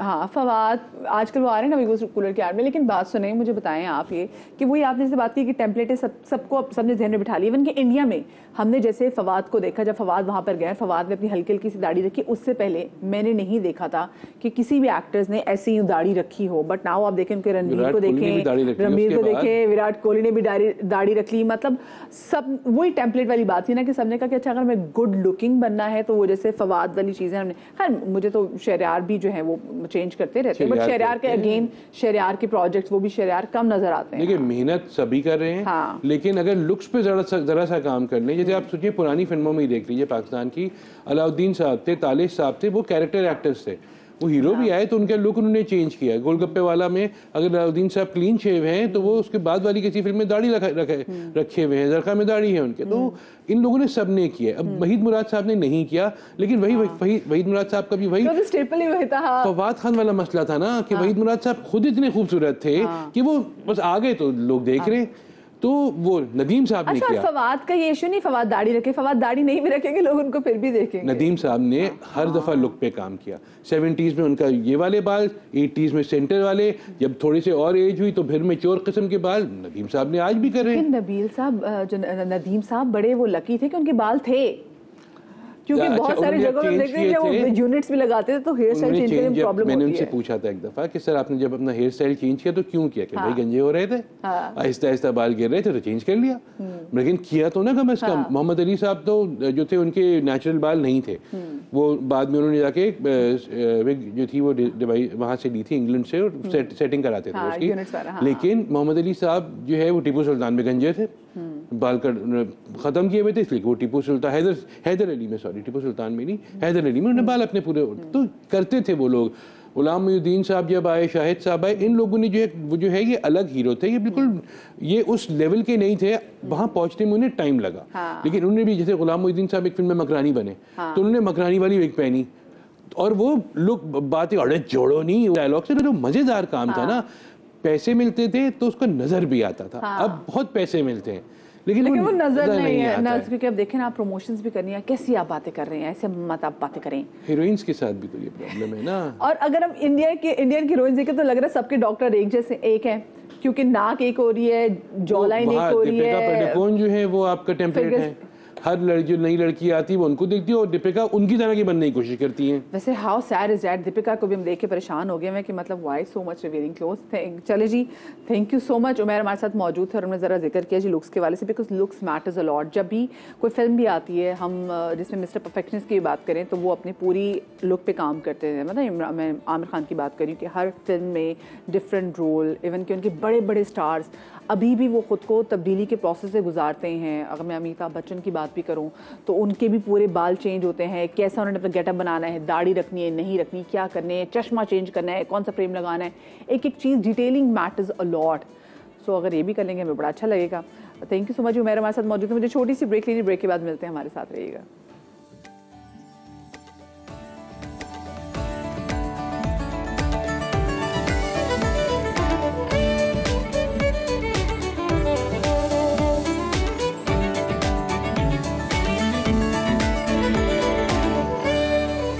Welcome back after the break. और आखिर में कुछ खेल के हवाले से बात हो जाए। इंतजार की घड़ियां खत्म। कराची में आज से सजेगा सिंध प्रीमियर लीग का मेला। इफ्तिताही तकरीब आज शाम मुनक़िद होगी और ये इवेंट 6 फरवरी तक जारी रहेगा। इसमें 6 टीमें शामिल हैं। एक बार फिर आपको बताएं कि SPL के इवेंट में कराची, गाजी, हैदराबाद बहादुर्स, लाड़काना चैलेंजर्स, मीरपुर खास टाइगर्स, बेनज़ीर लाल और सखर की टीमें शामिल हैं। इस वक्त हमारे साथ लाड़काना चैलेंजर्स के डायरेक्टर ऑपरेशन साइम अशफाक और लाड़काना चैलेंजर्स के ही स्टार प्लेयर उमैद आसिफ भी। ज़रा उनसे जान लेते हैं कि आज के दिन अल्लाह इनकी कैसी तैयारी, और साथ में जो उनकी शर्ट है, जो उनकी किट है, एक तरह से वो भी हम रिवील करेंगे। अस्सलाम वालेकुम साइम, अस्सलाम वालेकुम उमैद, कैसी तैयारी आप लोगों की मुझे बताएं, क्योंकि आज इवेंट का पहला दिन है और I am sure for the very first time Sindh premier league होने जा रही है। या for sure we are very excited. Sindh premier league का सीज़न 1 है और लाड़काना चैलेंजर्स की जो टीम है हमारी फ्रेंचाइज है, we are ready for it. आज ओपनिंग सेरेमनी और कल हमारा फर्स्ट मैच है सक्खर पैट्रियट्स के साथ, तो कोशिश करेंगे कि सब टीम्स को, जैसा हमारी टीम का नाम है चैलेंजर्स, चैलेंज दें, टफ टाइम दें और फर्स्ट टाइटल अपने नाम करें। अच्छा मुझे बताएं, आज तो आपका सक्खर के साथ जो है, उनके साथ सक्खर पैट्रियट्स के साथ आप लोगों की पहला आपका वो कहते हैं ना कि दंगल लगेगा। हाँ, तो आपको क्या लगता है कि ऑन पेपर्स और सामने भी खैर मैदान में कितनी टीम तगड़ी है तो मैं बाद में पता चलेगा, लेकिन ऑन पेपर्स कौन सी टीम आपको लग रही है कि सही कांटे का मुकाबला होगा? देखिए, शॉर्टर फॉर्मेट में आप कुछ नहीं कह सकते, लॉन्गर फॉर्मेट में आप कह सकते हो कि तगड़े प्लेयर खेल रहे हैं सारा कुछ, लेकिन शॉर्टर फॉर्मेट में आपको कोई भी टीम जो है वो छोटी या बड़ी नहीं होती, तो आपको ऑन द डे जो अच्छा खेलेगा वो जीत जाएगा। तो इसलिए आपको हर मैच में उसी तरह खेलना जैसे फाइनल है। कितना वैसे टाइम लगा आप लोगों को अपनी टीम बनाने में? It's being around 3 to 4 months, क्योंकि ड्राफ्ट के बाद, ड्राफ्ट से पहले हमने कुछ ट्रायल्स भी ऑर्गेनाइज़ किए। सिंध प्रीमियर लीग की तरफ से ट्रायल्स थे, उनमें हमने यहाँ सिंधी जो लोकल इमर्जिंग टैलेंट है वो देखा, देन उन्हें हमने पिक किया और उन्हें हम ड्राफ्ट में लेके आए, उन्हें हमने पिक किया। So it's being a tough time for us. 2 to 3 months के अंदर हमने अपनी टीम भी पिक की और देन उसके बाद सिंध प्रीमियर लीग का सीज़न 1, और बेसिकली इसका मोटिव भी यही था कि जो सिंधी इमर्जिंग लड़के हैं आप उन्हें मौका दें और आगे लेके आएँ। बिल्कुल, और एक ऐसे टाइम में करना जब हम देख रहे हैं कि सिंध में इतने मैदान ही मौजूद नहीं है जहाँ पे लड़के, क्योंकि सिंध में यूजुअली हम कराची की भी मैं बात करूँ जो कि सिंध में सबसे डेवलप्ड शहर है, उसमें भी लोगों के पास वैसे बड़े मैदान मौजूद नहीं, तो लोग यहाँ पे सड़कों पे क्रिकेट खेलते हैं। तो ऐसी जगहों से लोगों को लेकर आना, टैलेंट को निकाल के बाहर लेकर आना जहाँ पर इनफ फील्ड्स, मैदान उनके लिए मौजूद था, तो ये कितना बड़ा चैलेंज था आप लोगों के लिए? देखिए, बिल्कुल चैलेंज बहुत बड़ा था, क्योंकि क्रिकेट एक ऐसी गेम है जिसका क्रेज़ पाकिस्तान के अंदर बहुत ज़्यादा है और इस क्रेज़ को ही लेके जो है काफ़ी सारे लड़के आते हैं क्रिकेट में और आगे बढ़ना चाहते हैं। सो ये हमारे लिए टफ़ भी था, चैलेंजिंग था, लेकिन हमने इस चैलेंज को एक्सेप्ट किया। हम लाड़काना से लड़के लेके आए क्योंकि हमारा सिटी भी था, और वहीं से हमने उन लड़कों को प्रमोट किया। 2 से 3 लड़के जो हमारी टीम में सिंधी इमर्जिंग कैटेगरी में खेल रहे हैं वहीं से लड़के हैं। सो हमारा बेसिक मोटिव यही था कि जो हमारे स्टार प्लेयर्स हैं उनके साथ हम उन इमर्जिंग लड़कों को डग आउट में बिठाएं, उनका ये एक्सपोजर हो, और बेसिक हम उन्हें उसी मोटिव पे काम किया और अल्हम्दुलिल्लाह हम उस पर सक्सेसफुल भी। आपके जो स्टार प्लेयर्स हैं वो इन्वॉल्व रहे जब आप लोग इमर्जिंग टैलेंट को डग आउट कर रहे थे, तो were you the part of that? Not at that time, लेकिन हमारे जो कोच हैं यासिर अरफात, ऑब्वियसली पाकिस्तान इंटरनेशनल खेले हुए हैं और उनका काफ़ी एक्सपीरियंस है, तो वो इन टच थे आई थिंक मैनेजमेंट के साथ, तो उन्होंने ही जो प्लेयर्स बेहतर लगते थे तो उन्होंने उसमें ड्राफ्ट में पिक किए। सही, ठीक है। अच्छा मुझे बताएं कि आपस में अभी अपनी पूरी टीम में आपने ऑफ कोर्स लाइक आप आज तो फुल तैयारी के साथ आप लोग लैंड भी करेंगे इंशाल्लाह फील्ड में, लेकिन किस चीज़ में आप लोगों को भी लगा कि हाँ भाई कुछ चीज़ों में हमें काम करने की ज़रूरत है? क्योंकि आज जब आप लोग अपनी तैयारी कर रहे होंगे तो साथ में पाकिस्तान की T20 की, न्यूजीलैंड की सीरीज़ भी चल रही थी, तो देयर लॉट्स ऑफ थिंग्स जो कि आप देख रहे होते हैं, यू लाइक यार this is not something that हम अपने सिंध प्रीमियर लीग चाहिए, हम इसमें रिपीट नहीं करना। नहीं, देखिए क्रिकेट है, आप हर दिन नया होता है, तो ऑब्वियसली जो इंटरनेशनल प्लेयर्स और बाकी जो डोमेस्टिक प्लेयर्स ऑलरेडी खेल रहे हैं उनका तो हमें पता होता है कि क्या खेल रहे हैं, ठीक है। और बस ये है कि जो इमर्जिंग प्लेयर्स होते हैं उनके लिए एक नेक्स्ट लेवल होता है, उनको प्रेशर फील होता है कि कहाँ से खेलते हुए वो अचानक इतने बड़े लेवल पे आ जाते हैं, तो बस ये होता है उनको कॉन्फिडेंस देना होता है कि आप ये क्रिकेट वही गेम है जो आप छोटे होते से खेलते हुए आ रहे हैं, तो इसको उसी तरह खेलना जैसे आप खेलते आ रहे हैं, तो उसी कॉन्फिडेंस है, तो वो फिर चैलेंजिंग होता है कि आप उसको नेक्स्ट लेवल तक कैसे उनको डालते हैं। इट्स नॉट ओनली अबाउट कि आपने टैलेंट लेकर आना है, लेकिन ये और बहुत सारी जगहों पे ये प्रीमियर होना ज़रूरी है, क्योंकि आपने सिर्फ टैलेंट नहीं लेकर आना, आपने अपने टैलेंट को फॉर्म में भी रखना है। तो कितना इंपॉर्टेंट किरदार होता है इन लीग्स का? बहुत ज़्यादा होता है। अब देखें, अभी जो इंटीरियर से जो लड़के आएंगे होपफुली ये नेक्स्ट खेलें, आगे PSL भी खेलें, तो ये जितना ऊपर जाएंगे उतना उनके इलाके के लिए वापस जाके वो होपफुली कि वो काम भी करें, उसमें प्रमोशन करें क्रिकेट की। इसी तरह अगर बलूचिस्तान और बाकी इलाकों में भी प्रीमियर लीग्स होती हैं इसी तरह, तो ये बहुत अच्छा होगा पाकिस्तान क्रिकेट के लिए। साइम, हुकूमत सिंध ने कितना इंटरेस्ट लिया इसमें? क्योंकि देखिए सिंध के एक पॉजिटिव वे में जाने की भी काफ़ी ज़्यादा ज़रूरत थी, जो कि क्रिकेट की सूरत में बहुत अच्छी तरीके से जा सकती है। बिल्कुल, देखें सबसे बड़ा एंड इम्पॉर्टेंट रोल था वो गवर्नमेंट ऑफ सिंध का था, क्योंकि ये लीग थी, सिंध की लीग थी, उन्होंने सपोर्ट किया, तब ही ये लीग यहाँ तक पहुँची है और आज हम देख रहे हैं कि उसकी ओपनिंग सेरेमनी है। तो क्रेडिट देना पड़ेगा गवर्नमेंट ऑफ सिंध को, जितने भी लोग इसमें इन्वॉल्व थे, गवर्नर सिंध थे, बाकी काफ़ी सारे लोग थे जिन्होंने हमें बहुत ज़्यादा सपोर्ट किया, क्योंकि ये जो होती है दिन रात की मेहनत होती है, आपका एक दिन या एक महीने की बात नहीं है, इसके पीछे आपकी सालों की प्लानिंग्स होती हैं, तो उसे एग्जीक्यूट करना बहुत मुश्किल था। लेकिन क्रेडिट देना पड़ेगा गवर्नमेंट ऑफ सिंध को, उनके साथ साथ SPL की मैनेजमेंट को, आरिफ मलिक साहब को, चौधरी शहजाद अख्तर को, स्पेशली हमारे जो ऑनर हैं असद हफीज़ राना, जिन्होंने बहुत मेहनत की और अभी भी वो लोग कर रहे हैं ताकि ये लीग और हमारी फ्रेंचाइज स्पेसिफिकली जो है वो सक्सेसफुल हो सके। चलो जी, लाड़काना चैलेंजर्स की जो जर्सी है वो भी ज़रा मैं आपके साथ शेयर करती चलूँ ज़रा, प्लीज़ मैं चाहूँगी ज़रा, क्योंकि आज उसको रिवील करने जा रहे हैं, so why not my show. So please मैं चाहूँगी अपनी टीम से भी कि ज़रा ज़रूर हमें दिखाएं कि कैसी कमाल डिज़ाइन की है लाड़काना चैलेंजर्स की ये जर्सी भी। मेरे ख्याल मेरे साथ स्टूडियो में भी आ गई है, but why not a picture please.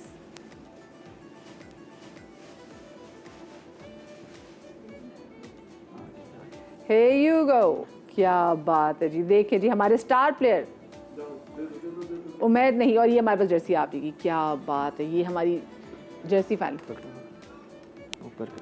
आप लोग मेरे लिए लेकर आए, मुझे बताएं क्या ज़बरदस्त ये अजरक डिज़ाइन थी। ये जो सिंध का कलर आ रहा है ना उसमें, ज़रा मैं चाहूँगी ज़रा उम्मीद मुझे पकड़ना है ज़रा। ये मुझे बचपन से ऐसे चीज़ें दिखाने को बहुत शौक है। ये देखें जी, वाह जी।